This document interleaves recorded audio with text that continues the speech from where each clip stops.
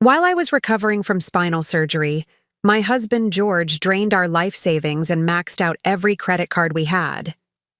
Belle won't be walking again anyway, he whispered to his brother on the phone. Might as well enjoy the money while we can. What he didn't know was that my great-aunt's $800 million inheritance had just cleared into my personal account that morning, and I was about to turn his greed into the biggest mistake of his life.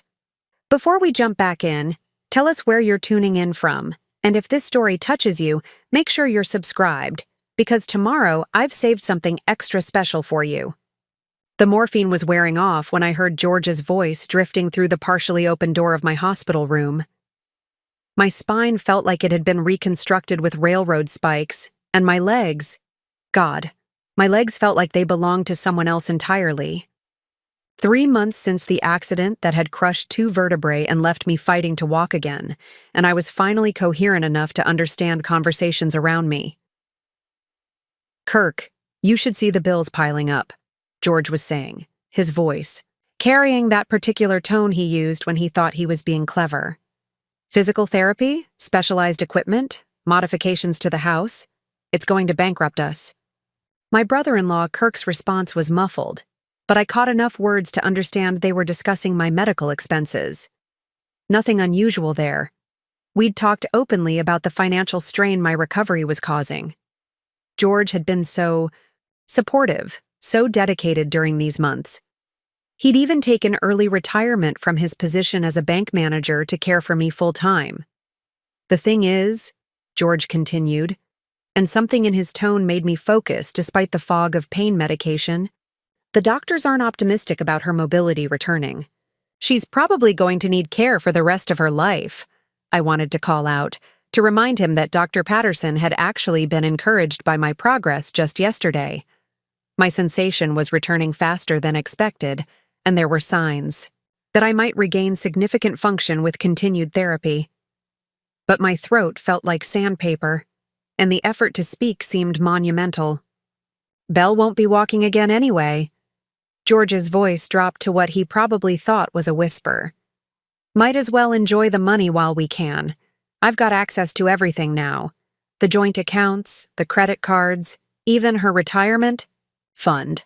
She signed the power of attorney papers right after surgery when she was barely conscious. The words hit me like a physical blow, more painful than any of the surgical procedures I'd endured. I remembered signing papers in a haze of post-operative confusion, trusting George completely when he'd explained they were just routine medical authorizations. He'd held my hand, told me everything would be fine, that he'd take care of everything. How much are we talking about? Kirk's voice was clearer now, tinged with what sounded like excitement. Well, she had about $60,000 in savings, maybe $40,000 in checking. The retirement account has about $200,000. But here's the beautiful part. She's got these credit cards with huge limits because of her credit score. I've already moved about $30,000 through cash advances, and I'm just getting started. My heart monitor must have detected my distress because it began beeping more rapidly.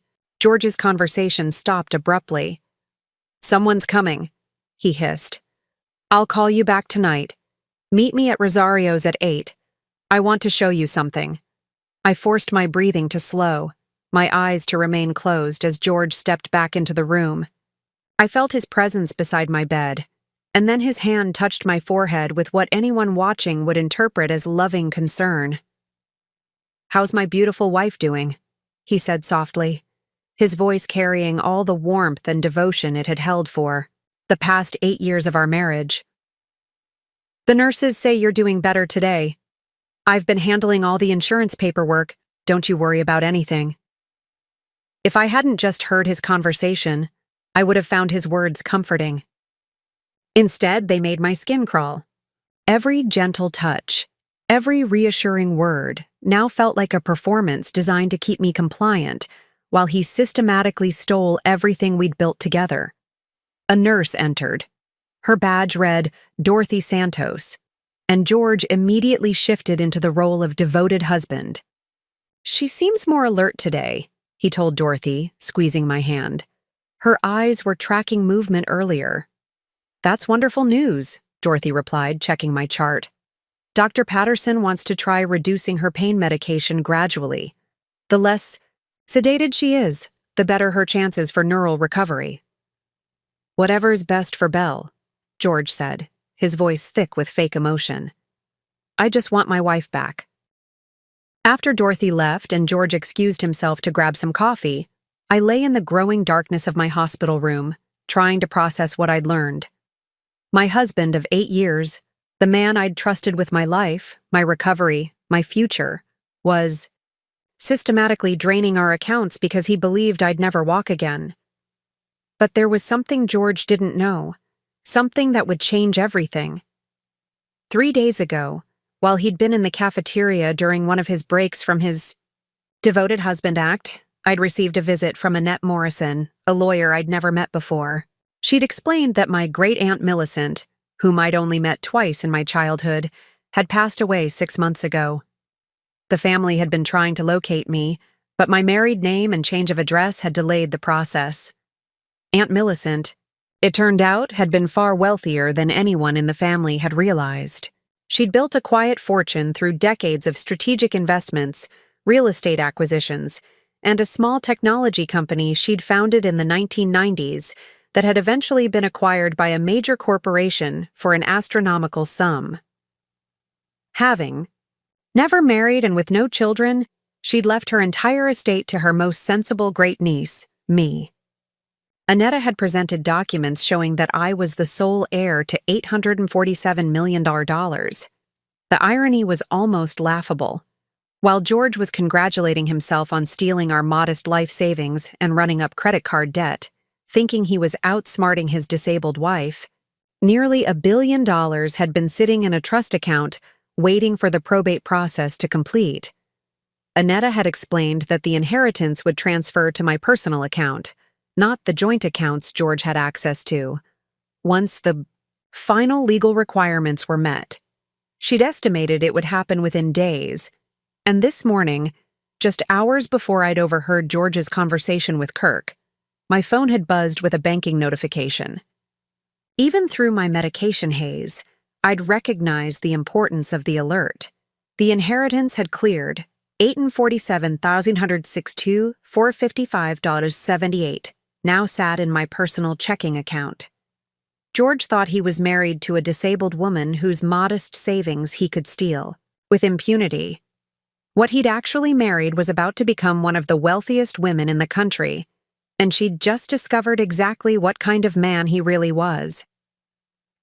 As I lay in my hospital bed, listening to the quiet sounds of the night, shift beginning their rounds, I began to plan. George had underestimated me in every possible way.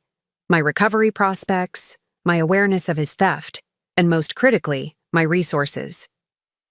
He was about to learn that stealing from a helpless patient was bad enough, but stealing from someone with nearly $1 billion and the motivation to seek justice, that was a mistake that would cost him everything.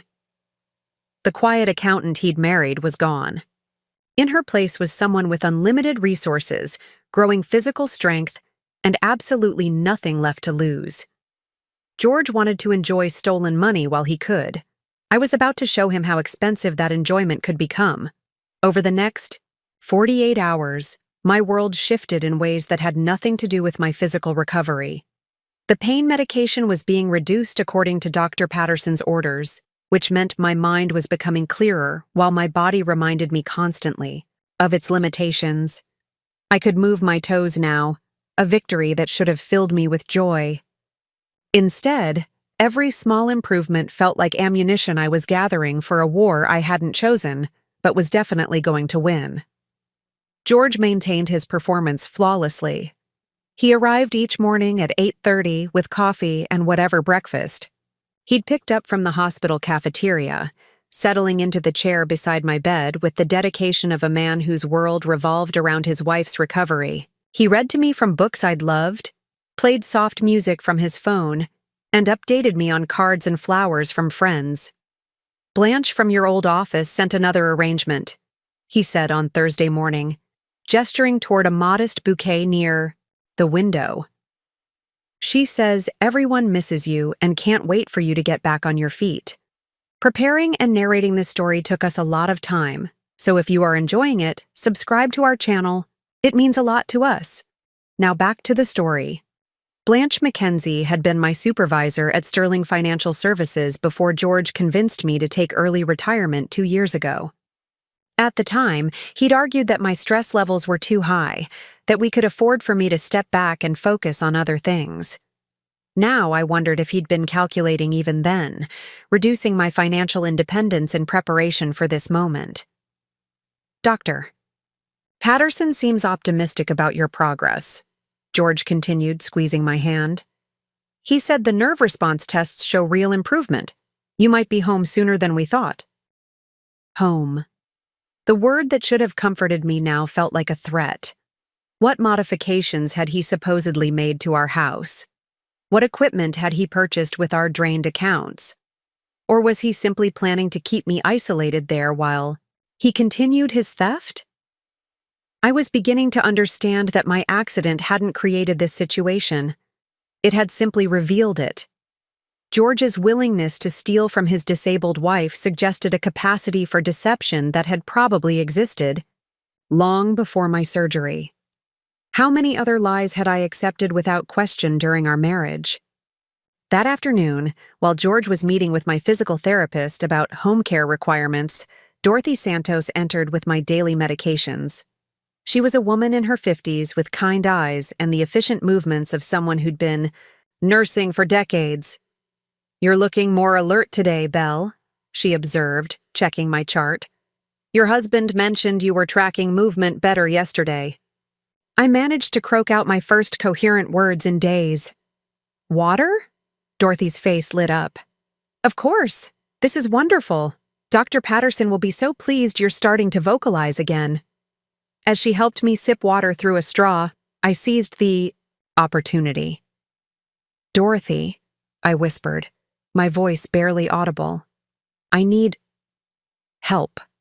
She leaned closer, concern creasing her features. "What kind of help, honey? Are you in pain?" "Not physical." I struggled to form the words clearly. "My husband." "Something's wrong." Dorothy's expression shifted to one of professional caution. She'd probably heard confused or paranoid statements from patients on pain medication before. "What do you mean, Belle?"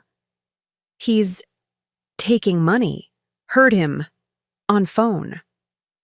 "Sometimes patients on medication can misinterpret conversations," Dorothy said, gently. "Your husband has been incredibly devoted. He's here 12 hours a day, managing all your care coordination." I closed my eyes, frustrated by my physical limitations and the fog still affecting my speech. How could I explain that George's devotion was actually a cover for systematic theft? That his constant presence wasn't love but surveillance? "Bank statements," I managed. "Can you get them?" Dorothy hesitated. "Belle, I can't access your personal financial information. That's something you'd need to discuss with your husband or handle yourself when you're feeling stronger." But something in her expression suggested she was taking my concern more seriously than her words indicated. She'd been around long enough to know that domestic abuse and financial exploitation often escalated when victims became vulnerable. "Your phone?" I asked hopefully. "Hospital policy doesn't allow patients to use personal phones during certain recovery phases," Dorothy explained. "But Dr. Patterson might clear you for limited communication soon." After she left, I lay staring at the ceiling, calculating my limited options. I needed to access my bank accounts, but George controlled my phone, my laptop, and apparently all our financial information. The inheritance account was separate, but I needed to understand the full scope of what he'd stolen from our joint assets. More importantly, I needed to start documenting his behavior. If George was willing to steal from his disabled wife, he was certainly capable of other forms of deception or manipulation. I needed evidence before I made any moves. That evening, George returned from his dinner break with unusual energy. He seemed almost excited as he settled into his usual chair. "I've been thinking about when you come home," he said, his voice carrying a warmth that now sounded calculated to my ears. "We might need to consider some lifestyle changes. Simplify things. Maybe sell the house and find something more manageable. Sell the house." Another piece of the puzzle clicked into place. Our home was worth nearly $400,000, and my name was on the deed. With power of attorney, George could potentially force a sale and pocket the proceeds under the guise of paying for my care. "The equity could help with your medical expenses," he continued, stroking my hand. "And we could find a nice single-story place, maybe closer to the city where you'd have better access to specialists." I made a sound that he interpreted as agreement, but internally I was adding real estate fraud to the growing list of crimes he was contemplating. George wasn't just stealing our current assets. He was planning to liquidate everything we owned. "Oscar Chen from the bank stopped by today," George mentioned casually.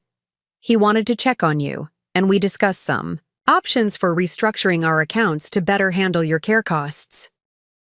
Oscar Chen was the senior loan officer at George's former bank, someone who would have access to our financial information and the authority to approve large transactions. If George was involving him in restructuring, it suggested the theft was becoming more sophisticated and potentially involving conspiracy. As visiting hours ended and George prepared to leave for the night, he kissed my forehead with what anyone watching would see as tenderness. "Sleep well, beautiful," he whispered. "Tomorrow's going to be a better day. I can feel it." After he left, I lay in the darkened room listening to the sounds of the night shift beginning their rounds. George was right about tomorrow being different, but not in the way he expected. With nearly $1 billion at my disposal and a growing understanding of his betrayal, I was about to become very dangerous indeed. My physical recovery was progressing faster than anyone expected. My financial resources were beyond anything George could imagine, and my motivation to seek justice was becoming the strongest force in my healing process. George thought he was managing a helpless victim whose assets he could steal with impunity. He was actually orchestrating his own destruction, one stolen dollar at a time. The confirmation came on Friday morning, delivered not by George's careless words, but by his deliberate lies. Dr. Patterson arrived for his rounds earlier than usual, his expression carrying the kind of cautious optimism I'd learned to recognize during my weeks of recovery. "Mrs. Harrison, this is remarkable progress," he said after completing his neurological examination. "Your reflexes are responding beautifully, and the sensory tests show significant improvement. I'm actually considering moving up your discharge timeline." I felt a surge of genuine hope for the first time since my accident. My legs were responding to stimulation, my coordination was improving daily, and the possibility of walking again, really walking, was becoming more realistic. "However," Dr. Patterson continued, consulting his tablet, "your husband expressed some concerns yesterday about your readiness for home care. He mentioned you've been experiencing confusion, possibly some paranoid thoughts." The hope curdled in my stomach. George had been preparing for this moment, laying groundwork to discredit anything I might say about his theft. If he could convince my medical team that I was mentally unstable, it would be much easier to maintain control over my finances and medical decisions. Mr. Harrison suggested we might want to consider extended care options, Dr. Patterson said, carefully. "He seems to feel that your home environment might not be suitable for your recovery needs. Extended care, a nursing facility where George could park me indefinitely while he liquidated our assets, where my communication with the outside world would be limited and monitored, where his power of attorney would give him complete control over my life." "I feel clear," I managed to say, though my voice was still weak. "Mind is good." Dr. Patterson nodded encouragingly. "Your speech is definitely improving. Let's continue with the current treatment plan and reassess in a few days." After he left, I lay staring at the ceiling, understanding finally that I was in a race against time. George wasn't just stealing money. He was systematically destroying my ability to fight back. If I ended up in extended care under his guardianship, the inheritance would be meaningless. He'd find ways to access it eventually, and I'd be powerless to stop him. That afternoon brought an unexpected visitor. Annette Morrison, the estate lawyer, appeared in my doorway carrying a leather briefcase and wearing an expression of professional concern. "Belle, I hope you don't mind me stopping by," she said, settling into the chair George usually occupied. "I wanted to check on your recovery and discuss some details about your inheritance." I struggled to sit up straighter, my heart racing with anticipation and fear. "George isn't here right now. Actually, that might be for the best," Annette said, her tone suggesting she had concerns. "I've been trying to reach you directly, but your husband has been very protective of your communication. He told me you weren't ready for complex financial discussions yet." Another lie. Another attempt to isolate me from resources that could threaten his control. "I'm ready," I said, forcing my words to be as clear as possible. "Tell me everything." Annette pulled out a thick folder. "The inheritance has been fully processed and transferred to your personal account at Meridian Bank, the account your husband doesn't have access to. The total amount is $847,362,455.78. Hearing the number spoken aloud made it feel real in a way it hadn't before. I was worth nearly $1 billion, while my husband was stealing our grocery money and maxing out credit cards. "There are some complexities we need to discuss," Annetta continued. "The estate included not just liquid assets, but also real estate holdings, stock portfolios, and controlling interests in several companies. You'll need to make decisions about management of these assets." "George doesn't know," I said quietly. Annette's expression grew sharp. "About the inheritance?" "No, I haven't discussed it with him.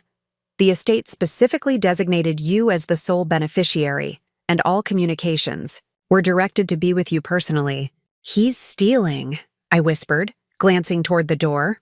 "Our money, credit cards, planning to sell our house." Annette leaned forward, her professional demeanor shifting to one of intense focus. "Belle, are you saying your husband is committing financial fraud?" I nodded, tears starting to flow. "Heard him on phone. Says I won't walk again. Taking everything while I can't stop him." "This is very serious," Annette said, pulling out her phone. "Financial abuse of a vulnerable adult is a felony, and if he's using forged power of attorney documents—" "He made me sign papers," I said. "After surgery. I was confused, on medication. Thought they were medical forms." Annetta's face hardened. "Belle, with your permission, I'd like to bring in some additional help. I know attorneys who specialize in financial crimes, and we can also involve adult protective services if necessary." For the first time since overhearing George's conversation, I felt a spark of real hope. I wasn't helpless. I had resources, not just the inheritance, but professional allies who could help me fight back. "Yes," I said firmly, "help me."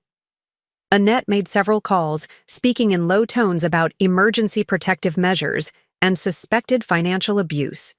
When she finished, she turned back to me with a determined expression. "Belle, we're going to document everything.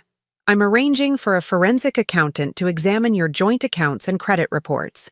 We'll also need medical testimony about your mental competency to challenge any documents you signed under duress." "George will find out," I worried. "Not immediately," Annette assured me. "We'll work quietly at first, gathering evidence. The inheritance account is completely separate and secure. He can't access it or even know it exists unless you tell him." That evening, when George returned from what he claimed was a meeting with our insurance company, his demeanor was different. He seemed nervous, frequently checking his phone and avoiding eye contact. "How was your day, beautiful?" he asked, but his voice lacked its usual warmth. "Better," I said simply. "Dr. Patterson says I'm improving faster than expected. Something." flickered across George's face. Disappointment? Concern? That's wonderful news, of course. Though we should be realistic about your limitations going forward.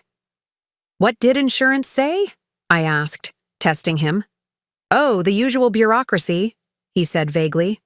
Lots of paperwork, coverage questions, nothing for you to worry about. I was beginning to understand George's tells, the way he touched his collar when lying, how his voice became slightly higher when he was nervous. These were probably behaviors I'd noticed subconsciously throughout our marriage, but had never recognized as deception. Kirk stopped by the house today, George mentioned casually. He helped me move some things around, clear space for when you come home. Clear space, or remove valuable items before I could inventory what was missing. That was nice of him, I said. George nodded, but he was still checking his phone obsessively. Belle, I've been thinking about what's best for your recovery. There's a really excellent rehabilitation facility about an hour from here. Much better equipped than anything we could set up at home. There it was, the extended care facility he'd discussed with Dr. Patterson, his plan to warehouse me while he completed his theft. I want to go home, I said firmly. Of course you do, George said quickly. But we need to think about what's practical. The physical therapy requirements, the medical equipment, the round-the-clock care you'll need. I'm getting stronger. Every day. Yes. But the doctors say it could be months before you're truly independent again. If ever. That wasn't what Dr. Patterson had told me, but George didn't know I was lucid enough to contradict him. As he settled in for his evening vigil, playing soft music and reading from a book I'd once loved, I felt a cold satisfaction settling over me. George thought he was managing a helpless victim whose modest assets he could steal while planning her permanent institutionalization. He was actually sitting beside someone with nearly $1 billion, a growing network of professional allies, and a very clear understanding of exactly what kind of man she'd married. The devoted husband act was about to become very expensive for him indeed. The evidence arrived on Saturday morning disguised as flowers. Dorothy Santos entered my room carrying a large arrangement of white lilies, her expression carefully neutral as she placed them on the windowsill beside the other bouquets. From your friend Blanche at Sterling Financial, Dorothy said, loud enough for anyone in the hallway to hear. Then, moving closer to adjust my pillows, she whispered, "Check the card holder when you're alone." My heart raced as I waited for George to leave for his lunch break. He'd been more attentive than usual, barely leaving my side except for essential errands. His nervous energy from yesterday had intensified, and he kept checking his phone with increasing frequency. "I'll be back in an hour," he said, kissing my forehead. "The cafeteria is serving that soup you used to like." The moment his footsteps faded down the corridor, I struggled to reach the flower arrangement. Hidden behind the card was a small envelope marked with just my initials. Inside was a folded piece of paper and a tiny USB drive. The note was in Blanche's familiar handwriting. "Belle, Dorothy contacted me through mutual friends. I've been tracking some unusual activity. The USB contains bank statements and credit reports we pulled through legitimate channels. You need to see this. Trust Dorothy. B." My hands shook as I hid the USB drive in the waistband of my hospital gown. Blanche Mackenzie had been more than my supervisor at Sterling Financial.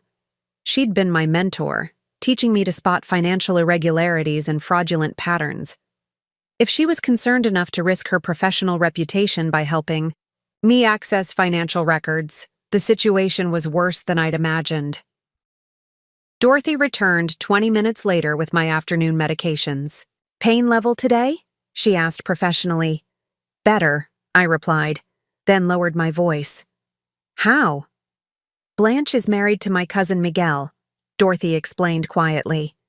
"When you mentioned bank statements yesterday, I remembered her talking about a former employee who'd taken early retirement. Small world, apparently." "What did she find?" Dorothy glanced toward the door, then pulled out her personal tablet. She couldn't tell me details over the phone, but she said the pattern of transactions on your accounts was extremely concerning. She's seen similar cases in corporate fraud investigations. The USB drive felt like it was burning against my skin. I need to see. I've been thinking about that, Dorothy said. There's a computer in the family consultation room that patients' relatives use to research medical information. It's private, and if we say you need to review insurance documentation... When? George. Just left. My shift supervisor is at lunch. Now would be perfect, but you'd need to get there yourself. Can you manage a wheelchair?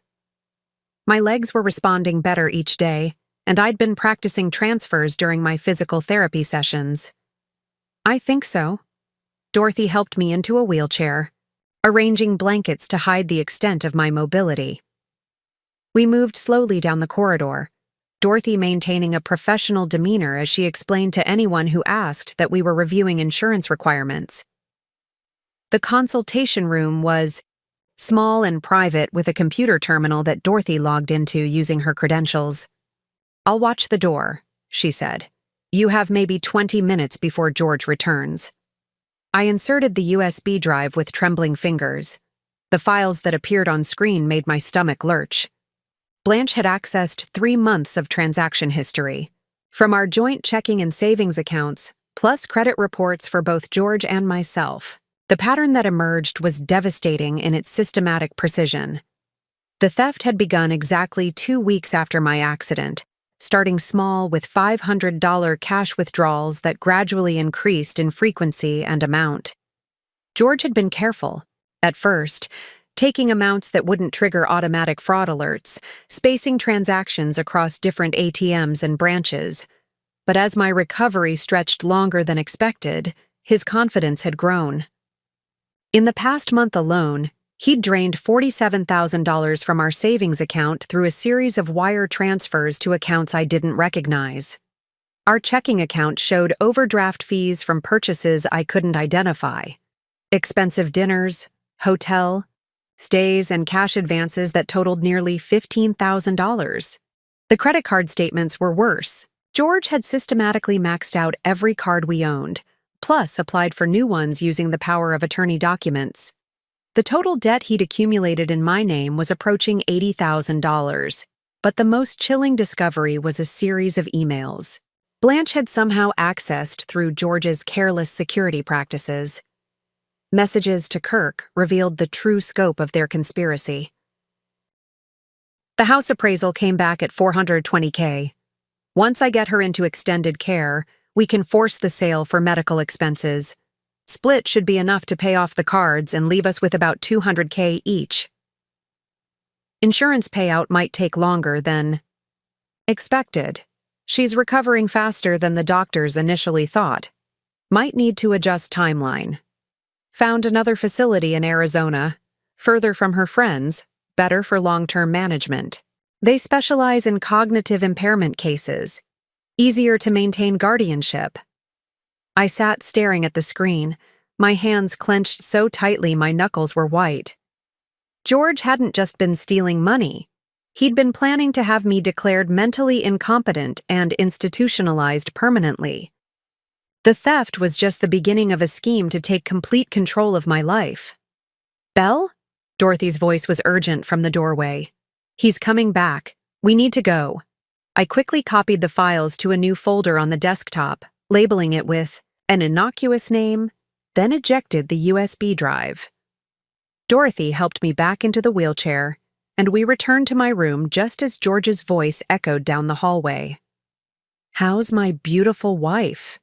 he asked as he entered, carrying a cup of soup that smelled nothing like what I used to enjoy. "I brought you lunch." "Thank you," I managed, my voice steady despite the rage building inside me. As George fed me soup and chatted about his morning errands, I studied his face with new eyes. Every smile was calculated. Every gentle touch was performance.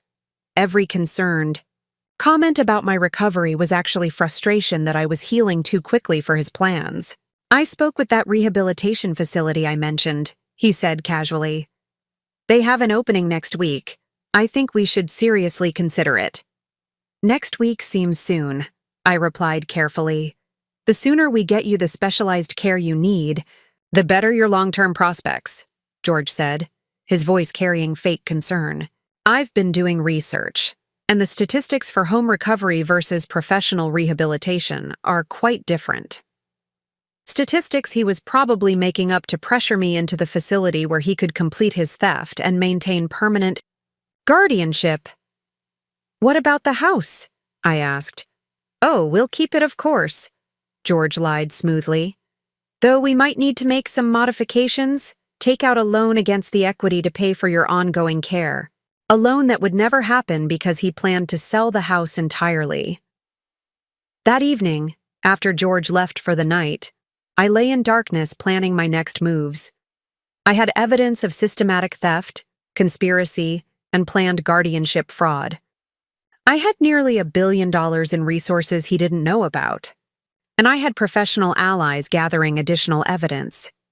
But I also had a husband who was growing more desperate and suspicious by the day, and who was planning to have me institutionalized within a week. The race against time was accelerating, and I needed to be very careful about my next steps. George thought he was managing a helpless victim whose recovery was inconveniently faster than expected. He was actually being investigated by someone with unlimited resources and a growing understanding of just how deep his betrayal ran. The devoted husband was about to discover that stealing from the wrong woman could be a very expensive mistake. Sunday brought revelations that transformed my understanding of George's betrayal from opportunistic theft to something far more sinister. Dr. Patterson arrived for his weekend rounds with an unusual companion, a woman in a sharp business suit who introduced herself as Detective Lauren Walsh from the Financial Crimes Division. Mrs. Harrison, Dr. Patterson said carefully, Detective Walsh has some questions about your medical records, specifically about the circumstances of your accident. My blood turned cold. I'd been so focused on George's theft that I hadn't questioned the accident itself. A fall down our basement stairs while George was supposedly at the grocery store. A freak accident that had left me with severe spinal injuries requiring months of recovery.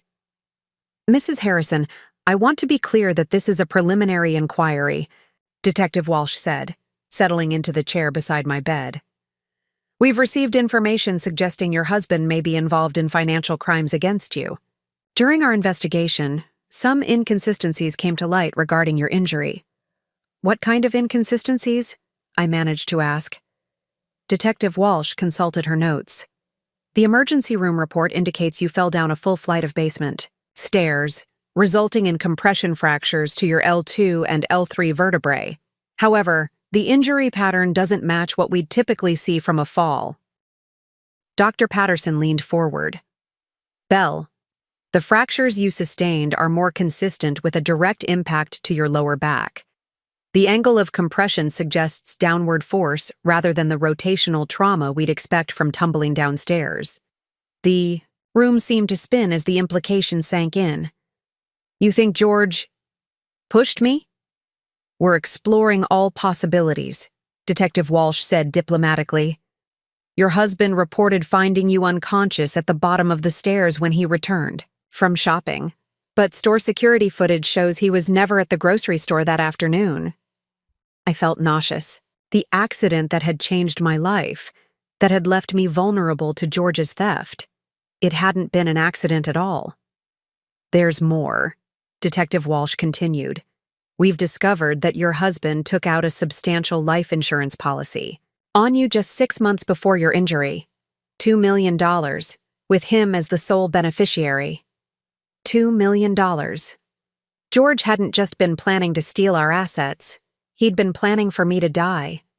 The basement stairs, the life insurance, the systematic theft while I recovered, it was all part of a comprehensive plan to eliminate me and take everything. The insurance application required a medical examination, Dr. Patterson added. The doctor who conducted it has no record of seeing you, despite George's claim that you passed the physical requirements. Another forgery.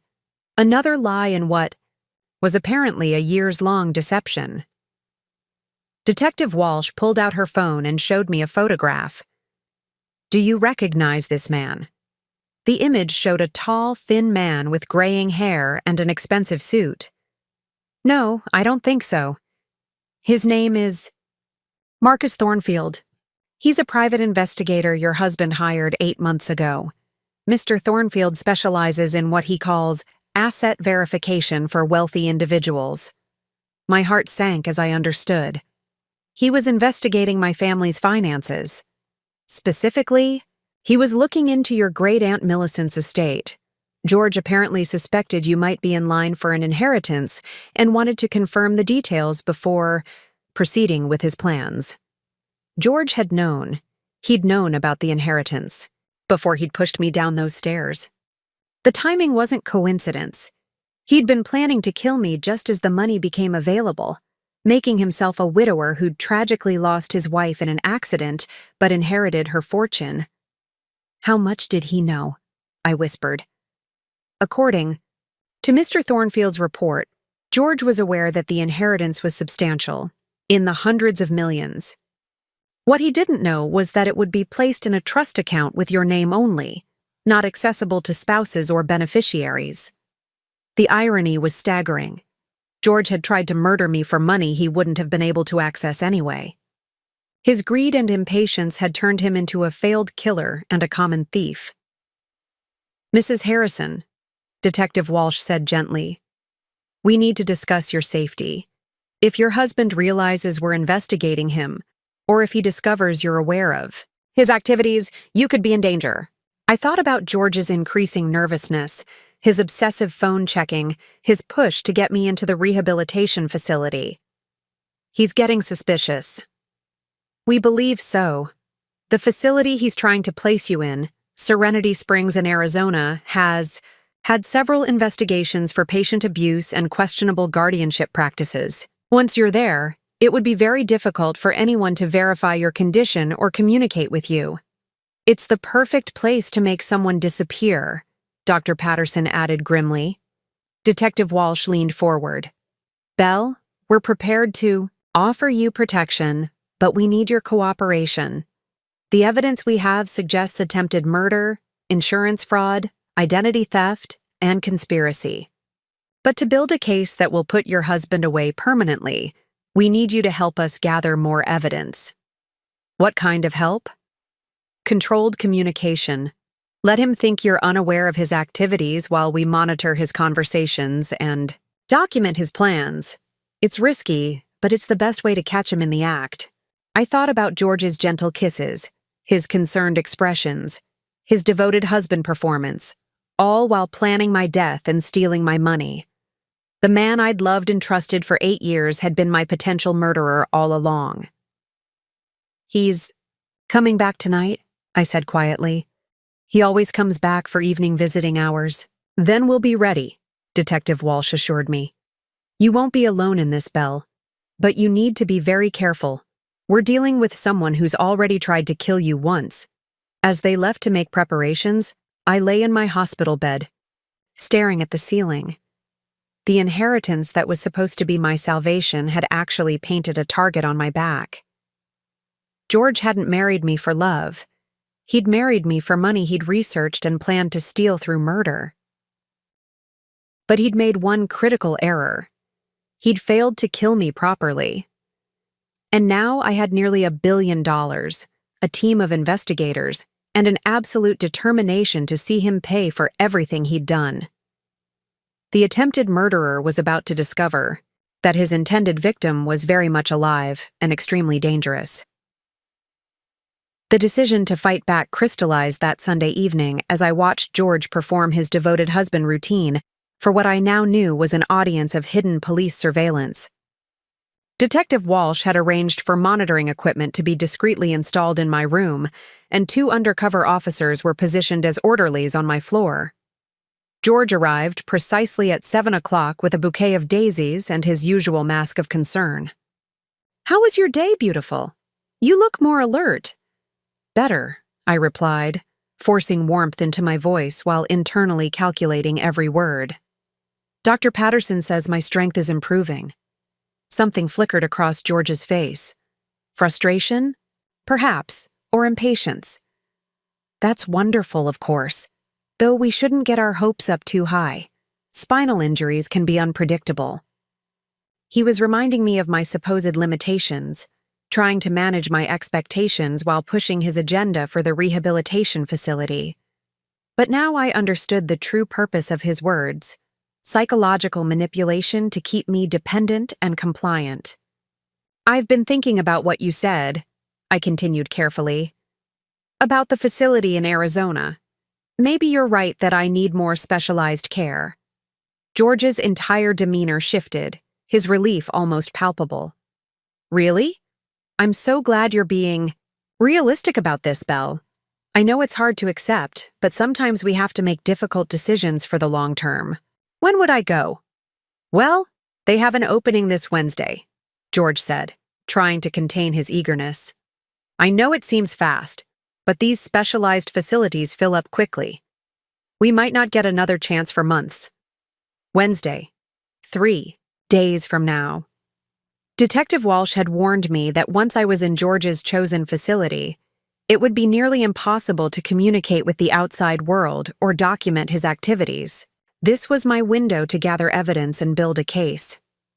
What about our house? I asked, testing his reactions. Will we be able to afford both the facility and the mortgage? George's practiced expression of concern returned. Actually, Belle, I've been meaning to discuss this with you. Our insurance is covering most of the medical costs, but there are going to be ongoing expenses. Physical therapy, medications, specialized equipment. We might need to consider selling the house to ensure you get the best possible care. The lie rolled off his tongue so smoothly that if I hadn't seen the evidence of his real plans, I might have believed him. He wasn't selling the house for my care. He was selling it to pay off the debts he'd accumulated stealing from our accounts and to split the proceeds with Kirk. That seems like such a big decision, I said weakly. I know it's overwhelming, George replied, taking my hand with what appeared to be tenderness. That's why I think the facility will be perfect. You won't have to worry about any of these financial details. I'll handle everything. Handle everything. Meaning he'd complete his theft, sell our assets, and maintain guardianship over me indefinitely while I disappeared into a facility designed to keep patients isolated and controlled. George, I said, forcing vulnerability into my voice. I'm scared. About the future. About being so far from home. Oh, sweetheart, he said, his voice thick with fake emotion. I know this is terrifying, but you have to trust me. I'm going to take care of everything. You'll never have to worry about money or decisions or any of that complicated stuff again. The patronizing tone made my skin crawl, but I nodded as if comforted. You've been so good to me through all this. That's what marriage means, George said. In sickness and in health, right? I made a promise to take care of you, and I intend to keep it. A promise he'd already broken the moment he pushed me down those stairs. My phone, which George controlled, buzzed with a text message. He glanced at it casually, then his expression changed to one of confusion and concern. That's odd, he said, showing me the screen. It's from someone at Meridian Bank asking about account verification. I've never heard of Meridian Bank. My heart raced, but I forced my expression to remain blank. Maybe it's spam? Maybe, George said, but his voice carried suspicion. Though it's strange they'd have your number. I watched him process this unexpected development, seeing the wheels turning behind his eyes. George was intelligent enough to recognize that Meridian Bank wasn't a random detail. It was a potential threat to his plans. I should probably call them tomorrow, he said carefully. Make sure someone isn't trying to use your identity for fraudulent accounts. That's probably smart, I agreed, though internally I was panicking. If George called Meridian Bank and discovered the inheritance account, everything would change. He'd know I had access to nearly $1 billion, and his plans would shift from managing a helpless victim to finding ways to access unlimited wealth. Belle, George said, his tone becoming more serious. Has anyone else been asking you about financial matters? Nurses, doctors, anyone official sounding? The question felt like a trap. I don't think so. Why? Just being cautious. Sometimes people try to take advantage of vulnerable patients. If anyone asks you about money or accounts or anything financial, you should let me handle it, okay? Okay, I said, understanding that. George was trying to maintain control over information flow while growing increasingly suspicious about outside interference. After he left that evening, I lay in darkness considering my options. The police surveillance would capture George's conversations and behavior, but I needed more evidence of his specific plans. The Meridian Bank text had made him nervous, which meant he'd be more cautious going forward. But I also had advantages George couldn't imagine. Nearly $1 billion in resources, a growing team of professional allies, and most importantly, the knowledge that his entire plan was built on lies and attempted murder. The rehabilitation facility transfer was scheduled for Wednesday. That gave me 3 days to gather enough evidence to destroy George's life the way he'd tried to destroy mine. I'd spent 8 years being the trusting wife. Now it was time to be the calculating strategist. The attempted murderer had no idea that his intended victim was about to become his worst nightmare. Monday morning brought the systematic unraveling of George's deceptions as Detective Walsh's team began sharing their forensic discoveries. Annette Morrison arrived early, carrying a briefcase that contained what she described as the most comprehensive fraud documentation I've seen in 20 years of practice. Belle, we need to discuss the scope of what we've uncovered, Annetta said, settling into the chair beside my bed. This goes far beyond simple theft. Your husband has been planning this for at least 2 years. She spread documents across the rolling table, each piece of paper representing another layer of George's betrayal. Bank records, insurance applications, real estate documents, and most damning of all, a detailed timeline that showed his systematic preparation for my elimination. The life insurance policy was just the beginning, Annette explained, pointing to a series of documents. 18 months ago, George quietly changed the beneficiaries on your retirement accounts, your investment portfolio, and even your health savings account. He used forged signatures on every single document. I studied the signatures, seeing now what I'd missed before. George had practiced my handwriting, improving his forgery skills over time. The early attempts were crude, but by the most recent documents, the signatures were nearly perfect replicas of my own. How did he get access to all these accounts? I asked. Professional help, Detective Walsh said, entering the room with a grim expression. We've identified at least 3 other people involved in this conspiracy. Kirk, obviously, but also Oscar, Chen from the bank, and a notary named Milo Rodriguez who's been providing fraudulent authentication for George's forged documents. Milo Rodriguez. I remembered George mentioning him occasionally, supposedly a family friend who helped with paperwork. In reality, he was part of a criminal network enabling identity theft and document fraud. The pattern shows sophisticated planning, Detective Walsh continued. George didn't just wake up one day and decide to steal from you. He's been methodically positioning himself to take control of your assets for years. Annette pulled out another set of documents. These are property records showing George's activities over the past 18 months. He's been quietly researching your family's real estate holdings, looking for additional assets he could claim after your death. My family's properties? Your parents' lake house that you inherited, the rental property in Denver that you've owned for 6 years, even the small warehouse your father left you. George has been conducting title searches and appraisals on everything. The scope of his investigation into my finances was staggering. George hadn't just been planning to steal our joint assets. He'd been cataloging every piece of property I owned, every investment I'd inherited, every financial resource he could potentially access. There's more, Detective Walsh said, consulting her notes. The private investigator, Marcus Thornfield, provided us with copies of his reports to George. The research into your great-aunt's estate was incredibly detailed. Financial statements, property holdings, investment portfolios. George knew almost as much about the inheritance as the estate lawyers did.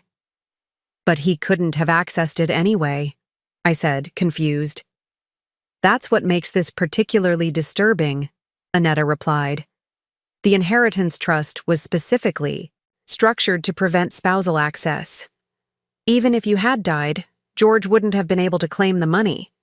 He was planning to commit murder for assets he could never legally obtain. The futility of George's scheme made it even more horrifying.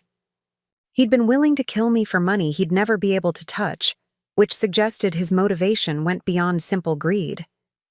There was something psychologically disturbed about his need to control and eliminate me. Detective Walsh, what about the accident itself? I asked. Do you have more evidence about what really happened? We do. She pulled out a tablet showing security footage. Your neighbor's doorbell camera captured George leaving your house at 2:47 p.m. the day of your accident. He told the emergency responders he'd been gone for about 20 minutes, but the timestamp shows he was inside for over 2 hours.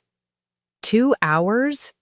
Plenty of time to stage the scene, ensure you were unconscious but not dead, and then discover you at the bottom of the stairs. The medical evidence suggests you were unconscious from the initial impact, probably a blow to the head, before you were moved to the basement. I touched the back of my skull reflexively, remembering the headaches I'd experienced for weeks after the accident. George had struck me unconscious, then positioned my body at the bottom of the stairs to simulate a fall. The basement stairs themselves show evidence of staging. Detective Walsh continued. Scuff marks on the walls that don't match natural fall patterns, and a suspicious absence of your fingerprints on the handrail where someone falling would instinctively grab for support. Annette leaned forward. Belle, we're building a case for attempted murder, but we need to discuss your safety going forward. George is becoming increasingly suspicious, and if he realizes we're investigating him... What about Wednesday? I asked. The facility transfer? We can't let that happen, Detective Walsh said firmly. Once you're in Serenity Springs, it becomes much harder to protect you or gather evidence. The facility has a history of isolating patients from outside communication. So, what's our plan? We're going to use the next 2 days to gather enough evidence to arrest George before the transfer, Detective Walsh explained. But we need your help to keep him calm and unsuspecting while we work. Annette pulled out her phone. I've also been coordinating with your estate management team. The inheritance money needs to be protected and potentially used as evidence of George's motives. We're setting up additional security measures. What kind of security measures? Legal firewalls that make it impossible for anyone to access or freeze your inheritance accounts, even with fraudulent power of attorney documents. If George somehow discovers the money exists, he won't be able to touch it. As my team of allies prepared to leave, I felt a strange combination of empowerment and vulnerability. The evidence against George was overwhelming, but he was still free and still planning to institutionalize me in less than 48 hours. Belle, Detective Walsh said before departing, remember that George is dangerous. He's already tried to kill you once and he's facing decades in prison if we succeed. Don't take any unnecessary risks. After they left, I lay in my hospital bed contemplating the systematic nature of George's betrayal. For years, he'd been researching my finances, forging my signatures, and planning my death while maintaining the perfect facade of a loving husband. But he'd made one critical error in his calculations. He'd assumed I was just another trusting victim who would never fight back. Now I had nearly $1 billion, a team of investigators, and 2 days to destroy the man who'd tried to destroy me. The devoted husband was about to learn that attempted murder could be a very expensive mistake. Monday evening brought the confession that shattered whatever remained of my faith in the man I'd married. George arrived for visiting hours earlier than usual, his demeanor more agitated than I'd seen since my accident. The hidden surveillance equipment would capture everything, but I wasn't prepared for the emotional devastation of hearing the complete truth. "Belle, we need to talk about something important," George said, settling into his chair with unusual tension. His phone had been ringing constantly throughout the day, and I could see the stress wearing on him. "What's wrong?" I asked, maintaining my facade of concerned wife. "I got a call from Meridian Bank today," he said, watching my face carefully. "They claim you have an account there with a significant balance. Do you know anything about this?" My heart raced, but I forced my expression to remain confused. "I've never heard of Meridian Bank. Maybe it's some kind of mistake?" George studied my face for a long moment, then seemed to relax slightly. "That's what I thought. But Belle, this made me realize we need to discuss something that's been weighing on me." He stood up and walked to the window, staring out at the parking lot before continuing.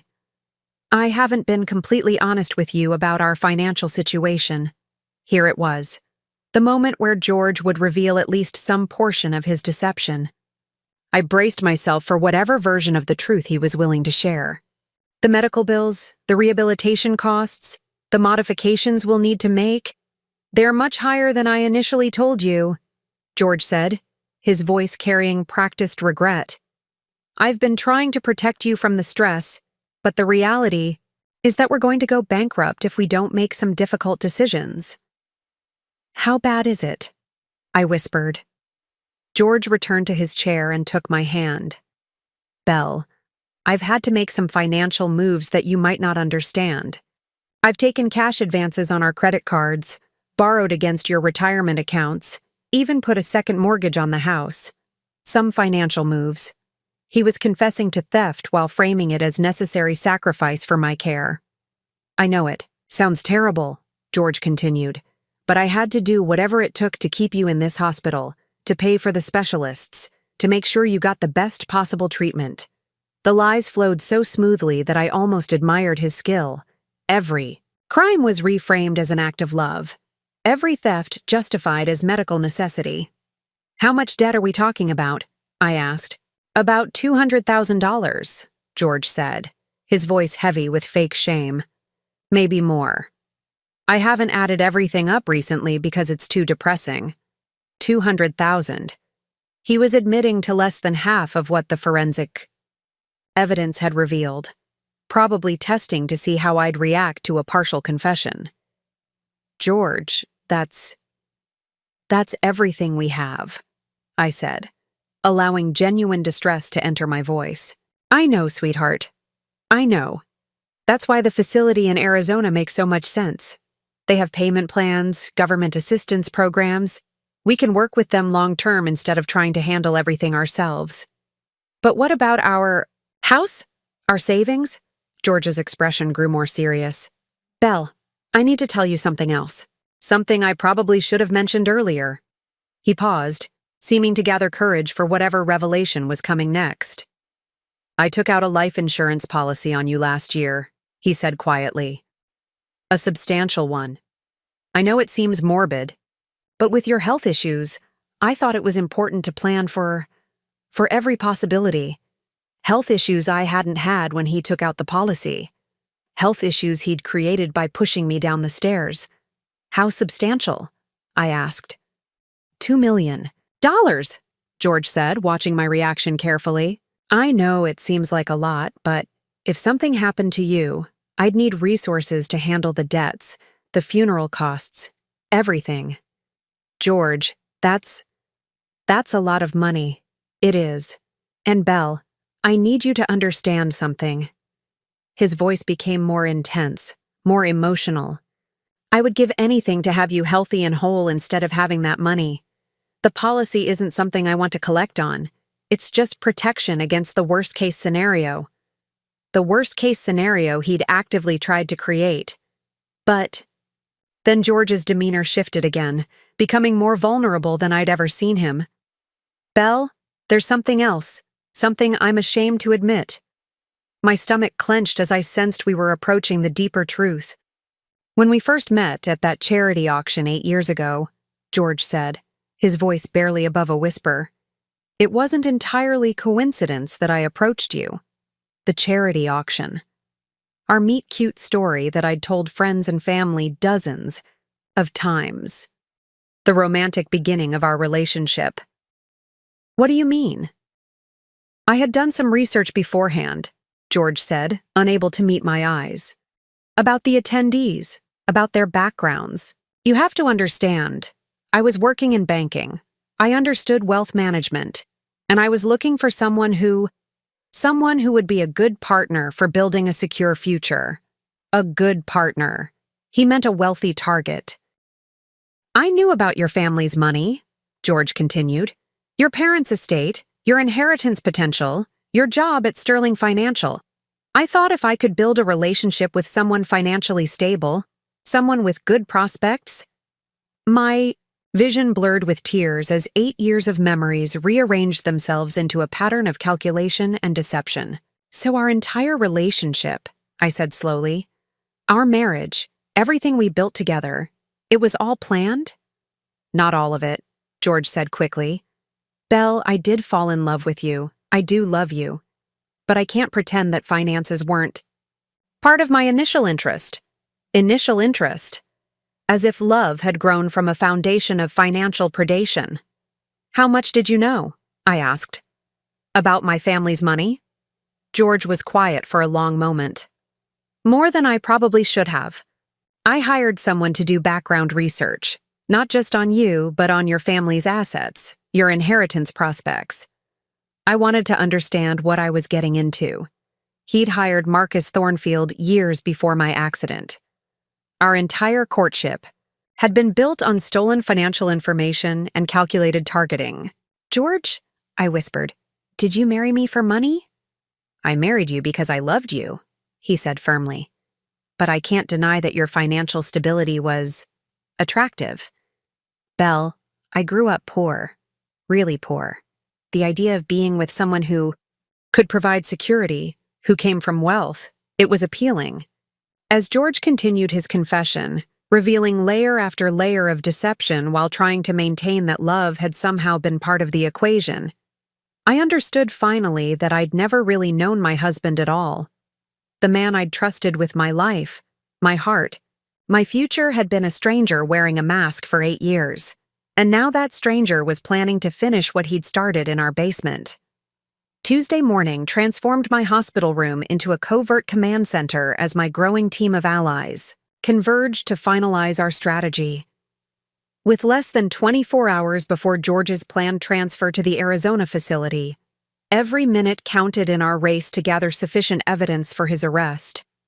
Dr. Patterson arrived first, carrying medical files that would prove crucial to our case. Belle, I've documented every aspect of your recovery that contradicts George's claims about your mental capacity, he said, spreading charts across my bedside table. Your cognitive function, your physical progress, your ability to make informed decisions. It's all here in official medical records. The documentation would be essential for challenging any guardianship proceedings George might attempt to initiate. If he tried to have me declared mentally incompetent, Dr. Patterson's records would prove my full mental capacity at the time of his criminal activities. Detective Walsh entered with FBI agent Claire Morrison, Annette's colleague who specialized in interstate financial crimes. The involvement of federal authorities elevated the seriousness of our case and provided resources that local police couldn't access. Mrs. Harrison, we've made significant progress overnight, Agent Morrison said, settling into the chair beside my bed. The Financial Crimes Task Force has identified a pattern of similar cases involving your husband and his associates. Similar cases? George isn't a first-time offender, Detective Walsh explained. We've found evidence of at least 2 previous relationships where he targeted wealthy women, though none escalated to attempted murder. Agent Morrison pulled out a tablet showing photographs of 2 women. Patricia Kendall, a real estate investor from Portland, and Sandra Mitchell, who inherited a chain of boutique hotels. Both women reported suspicious financial activity after ending relationships with George, but neither pressed charges. The revelation that I wasn't George's first victim added another layer of horror to his crimes. He was a serial predator who had refined his methods over years of targeting vulnerable women. "What happened to them?" I asked. "Patricia lost about $50,000 before she discovered the theft and ended the relationship," Detective Walsh said. "Sandra was more fortunate. She caught him early and only lost about $15,000. Both women described the same pattern: intense courtship, quick progression to marriage or cohabitation, and then systematic financial infiltration. But with you, he escalated to attempted murder," Agent Morrison added grimly. "The difference was the inheritance investigation. When he learned about your great-aunt's estate, the stakes became too high for him to walk away." Annette Morrison arrived with her own reinforcements: a forensic accountant named Dr. Elena Rodriguez and a private investigator specializing in insurance fraud. My legal team was expanding to match the complexity of George's crimes. "Belle, we've traced every dollar George has stolen or attempted to access," Dr. Rodriguez said, opening her laptop to show detailed financial analysis. "The total approaches $300,000 when you include the credit card debt, the retirement account loans, and the planned house sale." "But that's not the most disturbing discovery," the private investigator, Marcus Webb, interjected. "George has been researching methods for accessing inheritance trusts that specify individual beneficiaries." My blood ran cold. What kind of methods? Legal challenges to trust documents, guardianship proceedings for mentally incapacitated beneficiaries, and in extreme cases, fraudulent death certificates to claim wrongful death settlements. Marcus Webb pulled out printed emails from George's personal account. These communications with a corrupt lawyer in Nevada show he was exploring options for gaining access to your inheritance even after the attempted murder failed. The scope of George's criminal planning was staggering. He hadn't just tried to kill me for the inheritance, he'd been researching backup plans to steal it even if I survived. "We need to discuss the immediate timeline," Detective Walsh said, consulting her notes. "George is expecting to transfer you tomorrow morning at 9 a.m. The transport vehicle from Serenity Springs is already confirmed." "What's our move?" I asked. Agent Morrison leaned forward. "We're going to let George believe the transfer is proceeding as planned. The transport will arrive, but instead of taking you to Arizona, it will be staffed by federal agents who will arrest George the moment he signs the transfer documents. Why wait until then? We need him to commit one final criminal act that we can capture with absolute certainty," Detective Walsh explained. "The transfer documents he'll sign contain false information about your mental capacity and financial situation. Signing them constitutes fraud, conspiracy, and unlawful imprisonment." Dr. Patterson nodded approvingly. "And I'll be present to provide immediate medical testimony that contradicts every claim George makes about Belle's condition." Annette Morrison pulled out a thick legal document. "Belle, we also need to discuss protective measures for your inheritance. I've prepared paperwork that establishes a legal firewall around your assets, making it impossible for anyone to challenge your control over the money." "What kind of firewall?" "A irrevocable trust structure that you control completely, with backup. Trustees who are all independent professionals. Even if someone somehow obtained fraudulent power of attorney documents, they couldn't access these funds." As my team prepared for the final phase of our operation, I felt a strange combination of anticipation and sadness.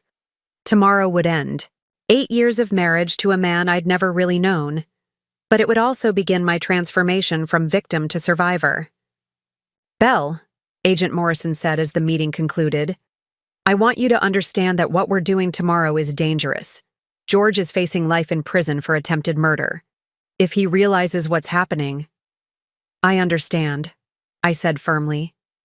"But I'm not going to spend the rest of my life looking over my shoulder because I was too afraid to fight back." Dorothy Santos, who had been quietly observing from the doorway, stepped forward. "Ma'am, I just want you to know that every nurse on this floor is rooting for you. What he did, what he tried to do, it's unforgivable." As my allies departed to make final preparations, I lay in my hospital bed contemplating the next 24 hours. George would arrive tomorrow morning expecting to transfer a helpless victim to a facility where he could maintain permanent control over her life and assets. Instead, he would be walking into a carefully orchestrated trap that would end his criminal career forever.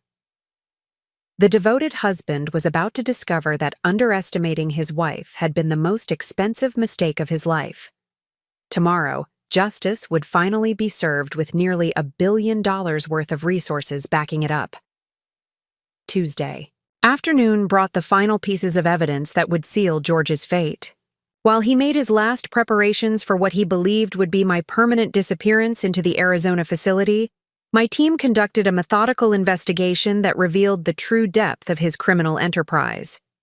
Agent Morrison returned, with a laptop containing digital forensics that painted a comprehensive picture of George's deception. "Belle, we've gained access to George's personal devices through legal warrants," she said, opening files that showed months of incriminating evidence. "What we found goes beyond simple financial fraud." The screen displayed George's internet search history, and my stomach lurched as I read the entries. How to induce spinal injuries, basement stair accident statistics, life insurance claim procedures after accidental death, and most chilling, rehabilitation facilities with minimal family visitation policies. "He researched your accident," I whispered, the horror of his premeditation sinking in completely. "For over 6 months," Detective Walsh confirmed, joining us with additional evidence. "The digital forensics show he was planning your injury long before it happened." He studied medical literature about spinal compression fractures, researched recovery timelines, even looked up legal precedents for power of attorney decisions during extended medical incapacitation. Agent Morrison scrolled through more files. But the most damning evidence is his financial projections. George created detailed spreadsheets calculating exactly how much money he could access through various scenarios: your death, your permanent disability, or your institutionalization. She showed me a document titled Asset Recovery Timeline that made my blood run cold. George had calculated that my death would provide immediate access to $2 million in insurance, plus whatever he could steal before my estate was settled. My permanent disability would allow for longer-term theft, but with more risks. My institutionalization provided the perfect balance, extended access to assets with minimal oversight. He chose the basement stairs because of research he'd done about injury patterns, Detective Walsh explained. He found case studies showing that falls down wooden stairs frequently resulted in compression fractures that required extended recovery, but weren't typically fatal. He wanted me disabled, not dead? Initially, yes. The death would have been too obvious and triggered insurance investigations. A disabling accident gave him time to steal everything gradually while maintaining the devoted husband image. Dr. Rodriguez, the forensic accountant, spread additional documents across my bedside table.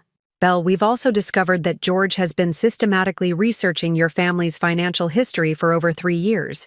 He hired multiple private investigators, not just Marcus Thornfield." "Multiple investigators?"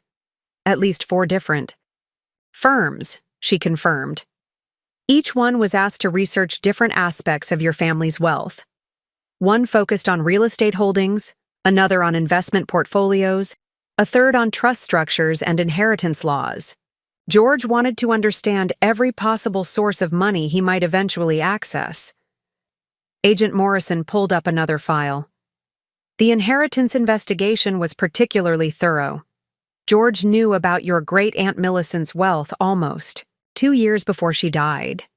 He'd been monitoring her health, her business activities, even her will updates through contacts at various law firms." "How is that legal?" "It's not," Detective Walsh said grimly. "We've identified at least 6 different privacy violations and potentially criminal breaches of confidential information. George built a network of corrupt professionals who provided insider information for payment. The scope of George's criminal enterprise was staggering. He hadn't just been a husband planning to steal from his wife. He'd been operating what amounted to a financial intelligence network focused on exploiting my family's wealth. "There's more," Dr. Rodriguez said, opening her laptop to show Banky. "Records. We've traced George's activities to at least 12 other potential victims over the past 5 years. Women he researched but never approached, presumably because their financial profiles didn't meet his criteria. 12 other women. He was running what we call a target assessment operation," Agent Morrison explained. "Systematically researching wealthy women in our area, evaluating their vulnerability, their family relationships, their financial sophistication. You weren't randomly chosen, Belle. You were selected from a list of potential victims." Detective Walsh showed me printed emails between George and Kirk that revealed the depth of their conspiracy. "Your brother-in-law wasn't just helping with the theft," she said. "He was actively participating in the victim research. These emails show him providing information about women he met through his work in real estate. Kirk had been using his access to property records and client information to identify wealthy women for George to target. Their criminal partnership had been operating for years before George had even met me." "The most disturbing discovery," Agent Morrison continued, "is evidence that George was already researching his next potential victim while planning your institutionalization." She showed me a file labeled Post-Arizona Planning that contained research on 3 different women, including detailed financial profiles and vulnerability assessments. "He was planning to leave me in the facility and find someone else to target?" "Eventually, yes. The documents suggest he saw the Arizona facility as a long-term storage solution for you while he pursued other opportunities." Storage solution. George had been planning to warehouse me like an inconvenient object while he moved on to destroy other women's lives. As my team continued revealing the evidence they'd gathered, I felt a strange detachment from the horror of George's crimes. The systematic nature of his deception was so extensive that it almost seemed surreal, like reading about a fictional criminal rather than my husband of 8 years. "Belle," Detective Walsh said gently, "I know this is overwhelming. The level of planning and manipulation is extraordinary, even for someone with my experience in financial crimes. What happens tomorrow?" I asked. "Tomorrow, we end his operation permanently," Agent Morrison said with quiet determination. "George Harrison will never target another victim again." As my allies prepared for the final confrontation, I lay in my hospital bed contemplating the man I'd married. George hadn't just been stealing money, or even planning murder. He'd been operating a sophisticated criminal enterprise that treated women's lives as business opportunities. But he'd made one critical error in his calculations. He'd underestimated the woman he'd chosen as his victim. Tomorrow, the systematic predator would discover that his intended victim had become his executioner. Tuesday evening brought the arrival of the final authority figures who would validate our case and ensure George's crimes received appropriate consequences. Judge Helena Morrison, Annette's former law school colleague, arrived with court orders that would protect me legally and financially during the upcoming confrontation. "Belle, I've reviewed the evidence your team has compiled," Judge Morrison said, settling into the chair beside my bed with a briefcase full of legal documents. "I'm prepared to issue emergency protective orders that will freeze all assets George has accessed fraudulently and prevent any further financial manipulation." The judge's involvement lent official weight to our operation. With court orders backing our actions, George wouldn't be able to claim later that his arrest was procedurally flawed or that his rights had been violated. I'm also authorizing a temporary restraining order that prevents George from making any medical decisions on your behalf.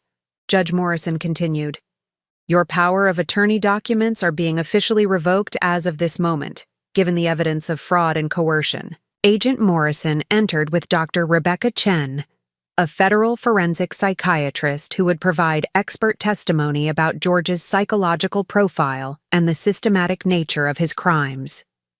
Mrs. Harrison, I've reviewed the evidence of your husband's behavior patterns. Dr. Chen said, consulting her tablet. What we're seeing is consistent with someone who has antisocial personality disorder with specific predatory tendencies toward wealthy women. Meaning? George exhibits classic characteristics of a psychopathic predator who views relationships as business transactions, Dr. Chen explained. His ability to maintain the devoted husband persona while planning your murder shows an extraordinary capacity for compartmentalization and emotional manipulation. Detective Walsh joined our group with final confirmation from the district attorney's office. Bell, the DA has agreed to pursue federal charges under the RICO Act. George's operation meets the criteria for organized criminal enterprise. RICO charges meant George would face decades in federal prison rather than the lighter sentences typical for individual fraud cases. His criminal network would be dismantled completely, protecting future potential victims.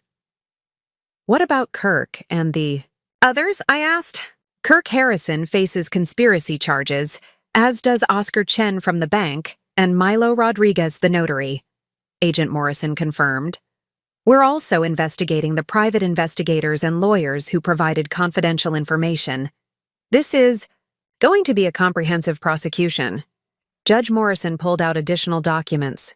Bell, I'm also approving the establishment of your protective trust structure. Your inheritance will be completely shielded from any legal challenges, current or future. As my legal team finalized preparations for tomorrow's confrontation, Dr. Patterson arrived with discharge papers that would allow me to leave the hospital immediately after George's arrest. Your physical recovery has been remarkable, Dr. Patterson said. You'll need continued physical therapy, but there's no medical reason to keep you hospitalized. The irony wasn't lost on me. George had been planning to institutionalize me based on false claims about my inability to care for myself, while my actual medical team was clearing me for independent living. Bell, Judge Morrison said as the meeting concluded, tomorrow marks the end of George's criminal operation and the beginning of your complete freedom. You'll have legal protection, financial security, and most importantly, justice. As my team departed, I felt the weight of institutional authority behind our mission. George wasn't just facing arrest by local police. He was confronting the full power of federal law enforcement, the court system, and medical professionals united in stopping his criminal enterprise. Tomorrow, the systematic predator would discover that his victim had assembled an army of professionals committed to his destruction. Wednesday morning arrived with the precision of a military operation. At 6 a.m., while George was presumably making his final preparations for what he believed would be my permanent institutionalization, my team assembled in the family conference room to coordinate the day's events. Agent Morrison spread a detailed timeline across the table. George expects the transport vehicle at 9 a.m. sharp. He's confirmed the pickup time twice with the facility, and his credit card shows he's already paid for the first month's fees. Detective Walsh pointed to surveillance photos taken outside my hospital. Kirk arrived at 7:30 and is waiting in the parking garage. Oscar Chen is scheduled to arrive at 8:45 to provide financial documentation for the transfer. The timing was perfect. George had unknowingly assembled all his co-conspirators in one location at the exact moment we needed them for arrests. The transport vehicle will arrive on schedule, Agent Morrison continued, but it will be staffed with federal agents posing as medical transfer personnel. George won't realize anything is wrong until the moment he signs the fraudulent transfer. Documents. Dr. Patterson reviewed his role in the operation. I'll be present to provide immediate medical testimony contradicting every claim George makes about Belle's condition. The moment he signs papers stating she's mentally incapacitated, I'll have documented proof that he's committing fraud. Annette Morrison confirmed the legal timing. Judge Morrison is standing by with sealed warrants.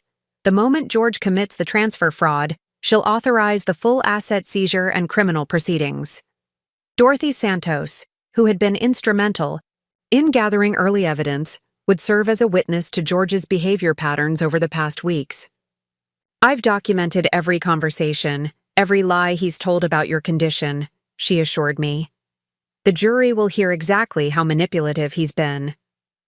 At 8:15 a.m., I was moved to a private room where I could observe the hospital's main entrance without being seen. From my vantage point, I watched George arrive carrying a small suitcase, presumably packed with my belongings for the facility. His demeanor was confident, almost cheerful. He believed he was minutes away from permanently disposing of an inconvenient wife while gaining access to substantial assets. The sight of his satisfaction made my stomach turn, but also strengthened my resolve. "Belle," Agent Morrison said through her earpiece, "we need you to maintain the Helpless Patient Act until the very last moment. George cannot suspect anything until the handcuffs are on."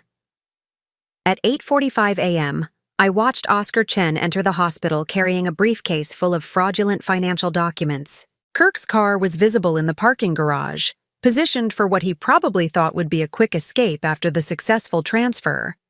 The three co-conspirators had gathered exactly as predicted, each believing they were about to complete a profitable criminal operation. At 8:55 a.m., a white medical transport van pulled up to the hospital's main entrance. To anyone watching, it appeared to be exactly what George had arranged. Only my team knew that the vehicle contained federal agents prepared to end George's criminal career. "This is it," Detective Walsh announced. "All units are in position." As I watched George approach the transport vehicle with confident satisfaction, I felt a cold sense of completion. The man who had systematically planned my destruction was walking directly into the trap that would destroy him instead. The devoted husband was about to discover that his victim had orchestrated his perfect downfall. Justice was exactly 5 minutes away. At exactly 9 a.m., George Harrison walked confidently toward what he believed was his final victory, carrying transfer documents that would institutionalize his wife and complete his access to her assets. Instead, he walked directly into the most carefully orchestrated takedown in the history of federal financial crimes. I watched from my hidden vantage point as George approached the transport vehicle, his expression radiating satisfaction. He shook hands with Agent Morrison, who was disguised as the facility's transport coordinator, completely unaware that he was greeting the federal agent who had been building a case against him for days. "Mr. Harrison," Agent Morrison said professionally, "we'll need you to review and sign the transfer documentation before we can proceed." George eagerly accepted the clipboard, scanning documents that appeared to authorize my transfer to Serenity Springs but actually contained false statements about my mental capacity, fraudulent financial information, and unlawful medical claims. "Everything looks perfect," George said, signing his name with a flourish. "My wife really needs this specialized care." The moment his signature completed the final document, Agent Morrison's demeanor shifted completely. "George Harrison, you're under arrest for attempted murder, conspiracy to commit fraud, identity theft, and violation of federal RICO statutes." George's face went through a remarkable transformation. Confusion, disbelief, then pure panic as Agent Morrison displayed. Her FBI credentials and federal agents emerged from the transport vehicle. "What? There must be some mistake," George stammered, looking around desperately for an escape route that didn't exist. "Kirk Harrison, you're also under arrest," Detective Walsh announced, approaching from the parking garage where Kirk had been waiting. Kirk's attempt to flee was cut short by additional agents who had surrounded his vehicle. Inside the hospital, Oscar Chen was simultaneously arrested as he waited in the lobby with his briefcase full of fraudulent documents. The coordinated takedown ensured that no member of George's criminal network could escape or destroy evidence. "Mr. Harrison," Agent Morrison continued as handcuffs were applied, "you have the right to remain silent. Anything you say can and will be used against you in a court of law." George's eyes darted frantically around the scene, finally understanding that his carefully planned operation had been completely compromised. "Belle can't. She's not capable of. This is impossible." "Your wife is fully competent and has been cooperating with federal investigators for the past week," Detective Walsh informed him. "She's been aware of your theft, your conspiracy, and your attempted murder from the beginning. The moment George realized that his helpless victim had orchestrated his downfall was captured perfectly by surveillance cameras.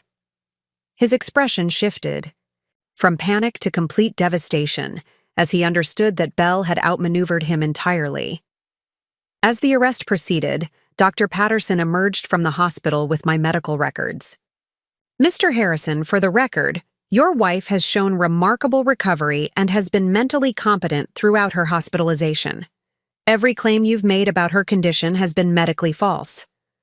George was loaded into the federal transport vehicle, the same one he'd believed would carry away his inconvenient wife. Instead, it carried him toward a federal detention center where he would await trial for crimes that could result in life imprisonment. Kirk and Oscar Chen were arrested separately, their shock and confusion evident as they realized their lucrative conspiracy had been thoroughly investigated and documented. As the vehicles departed, I finally emerged from my hiding place, walking steadily with only a slight limp from my recovery.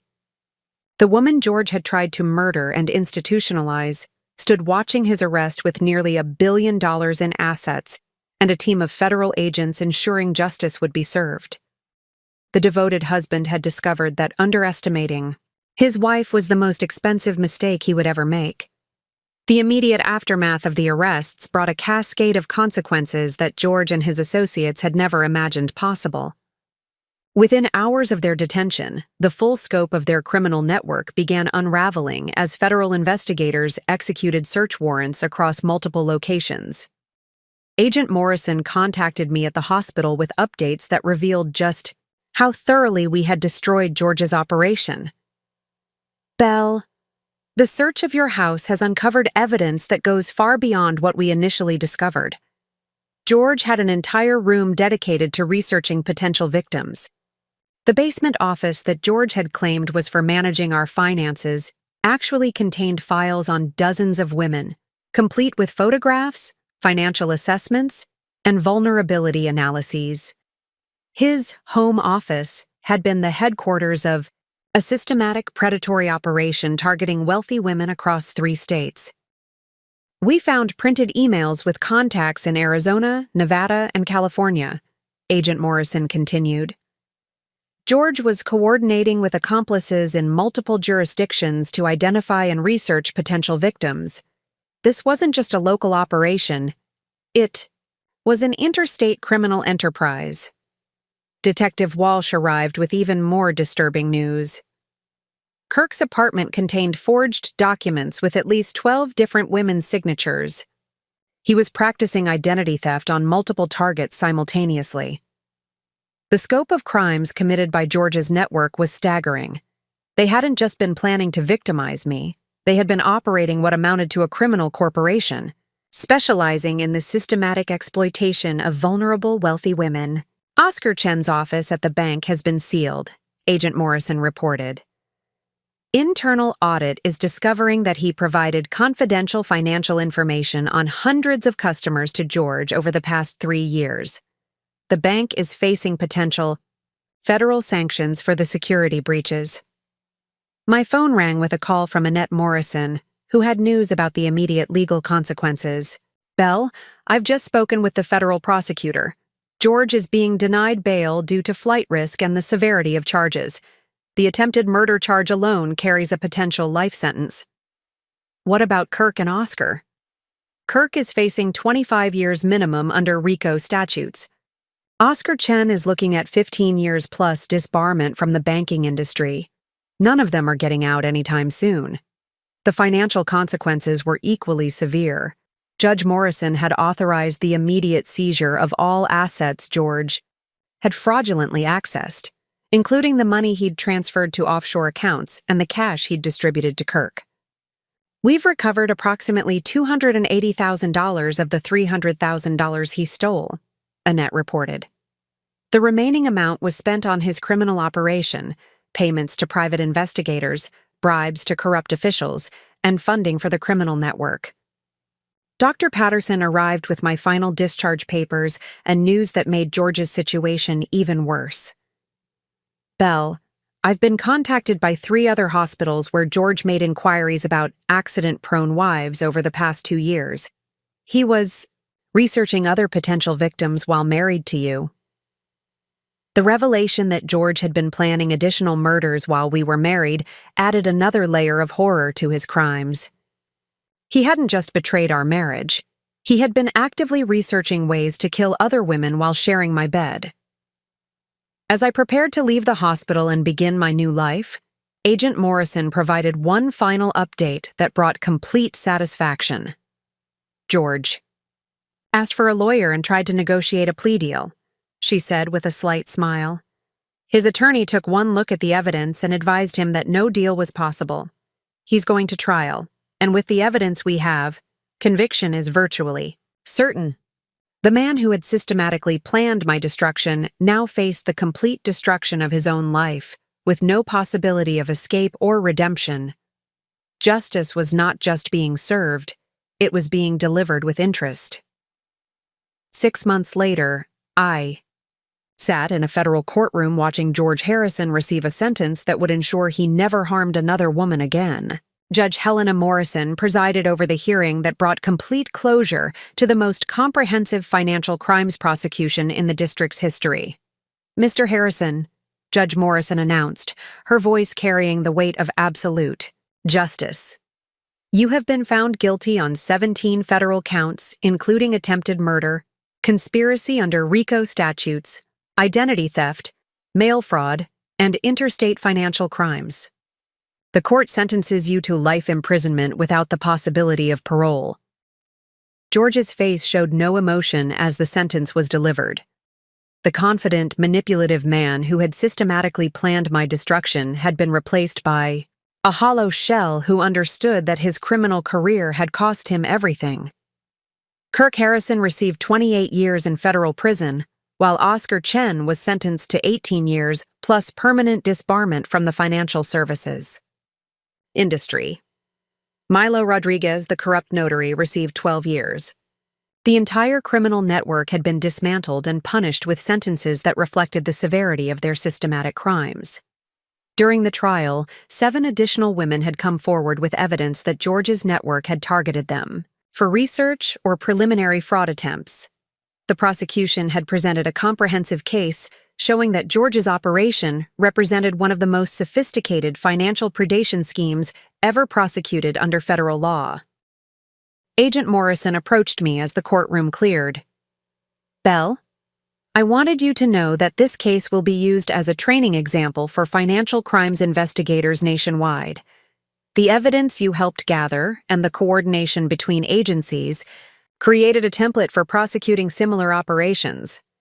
The financial resolution had been equally comprehensive.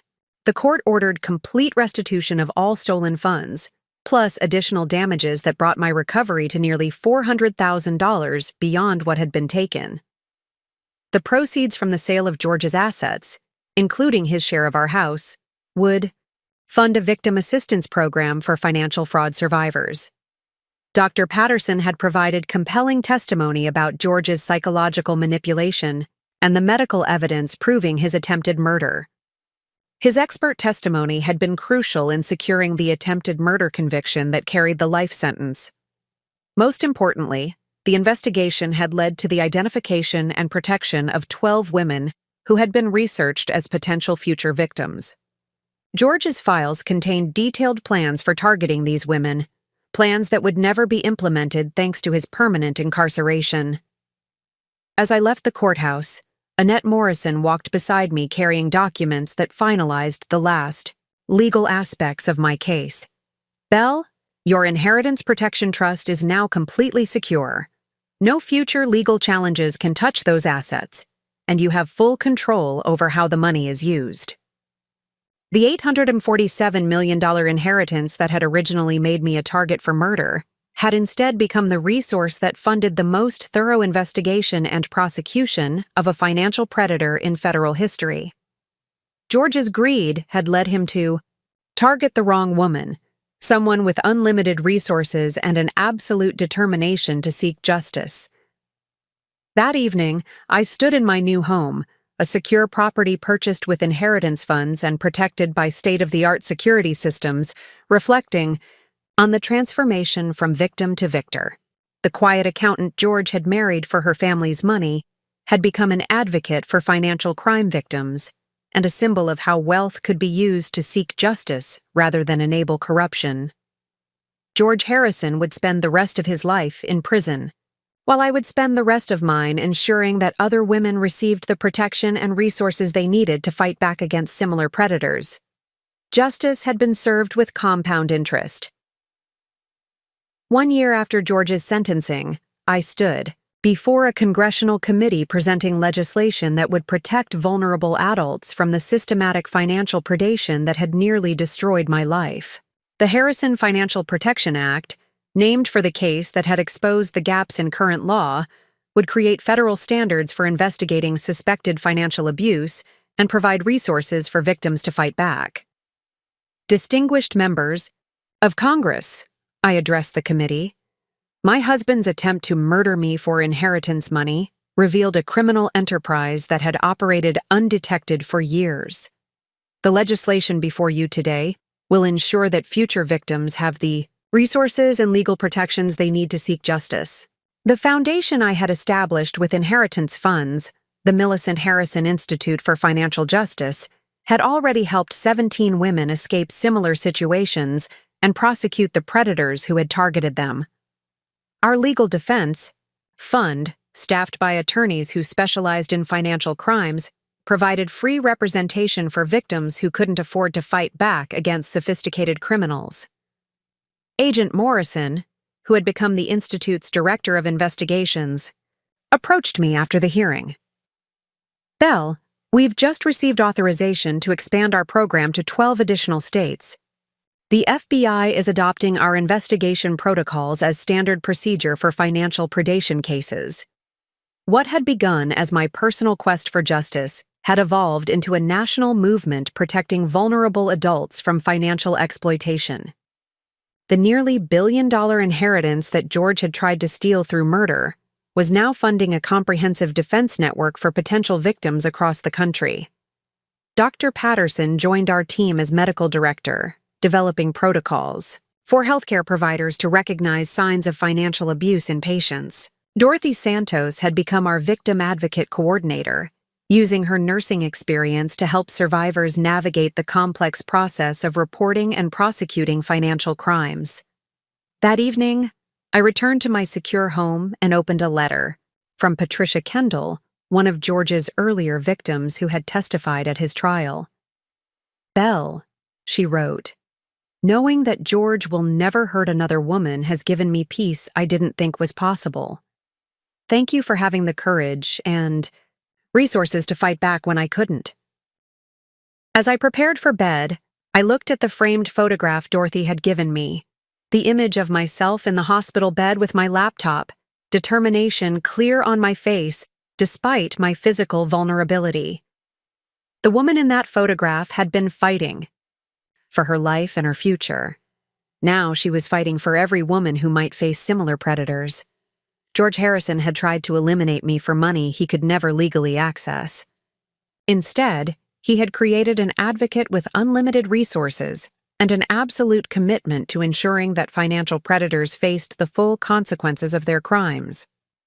The quiet accountant he had married for her inheritance had become his worst nightmare.